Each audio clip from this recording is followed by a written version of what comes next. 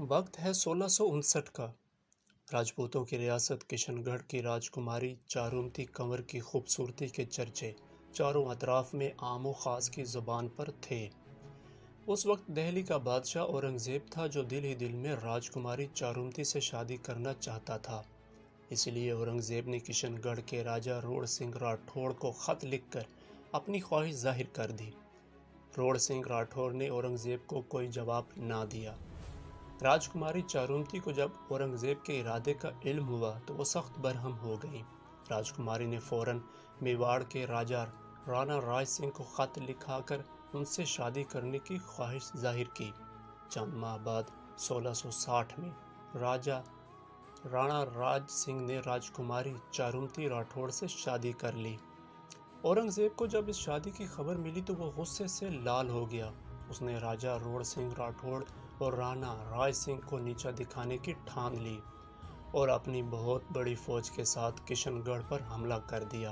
Road Singh Rathore ने औरंगज़ेब के हमले की खबर राणा राज सिंह को ख़त लिखकर दे दी।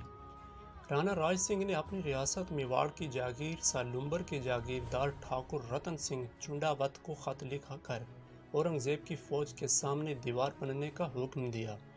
ठाकुर रतन सिंह ने अभी कुछ ही दिन पहले रियासत बूंदी की हाड़ा चौहान राजपूत राजा की बेटी से शादी की थी। चुनांचे वो मैदान जंग में जाने से थोड़ा हिचकिचाए जरूर, लेकिन कुछ ही देर बाद लड़ने के लिए तैयार हो गए। मैदान जंग में ठाकुर रतन सिंह मुगलों पर टूट पड़े और मुगलिया फौज को किशनगढ़ की हुदूद तक ही रोके रखा। लेकिन ठाकुर जी को अपनी बीवी हाडी रानी की याद सताने लगी।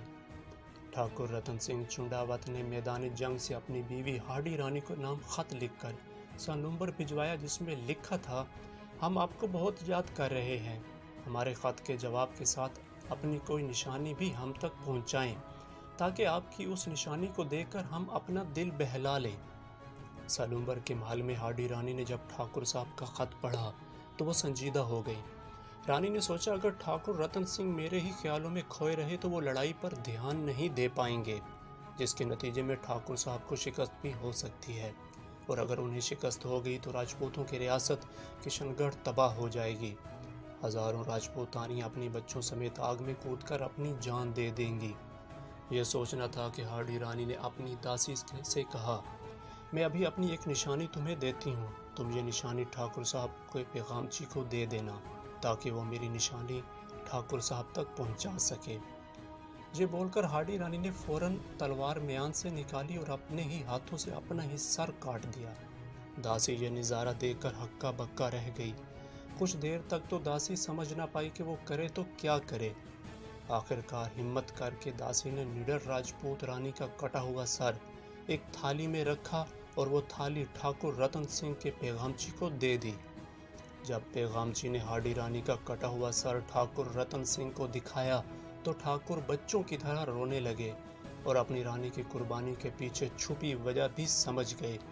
ठाकुर रतन सिंह ने हाडी रानी के सर के बालों की मदद से रानी का सर अपनी गर्दन में बांध लिया और भूखे शेर की तरह औरंगज़ेब की फौज पर टूट पड़े। एक एक राजपूत दुश्मन के 10-10 सिपाहियों पर भारी पड़ने लगा। देखते ही देखते मुगल फौज लाशों के ढेर में तब्दील होने लगी।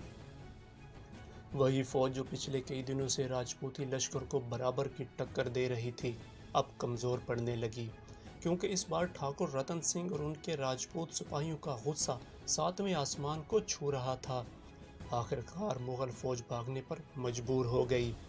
औरंगज़ेब की फौज को किशनगढ़ की हदूद से बाहर देखने के बाद ठाकुर रतन सिंह ने राणा राज सिंह के नाम खत लिखवाया कि उन्होंने अपनी जिम्मेदारी सरअंजाम दे दी है। उसके बाद ठाकुर रतन सिंह ने अपनी रानी को याद किया और अपनी गर्दन अपने ही हाथों से काट दी, क्योंकि अपनी बीवी की मौत के बाद वो जीने की ख्वाहिश खो चुके थे। तो ये थी कहानी सालुम्बर के शेर दिल राजपूत रानी हाडी और उनके बहादुर शोहर ठाकुर रतन सिंह चंडावत की।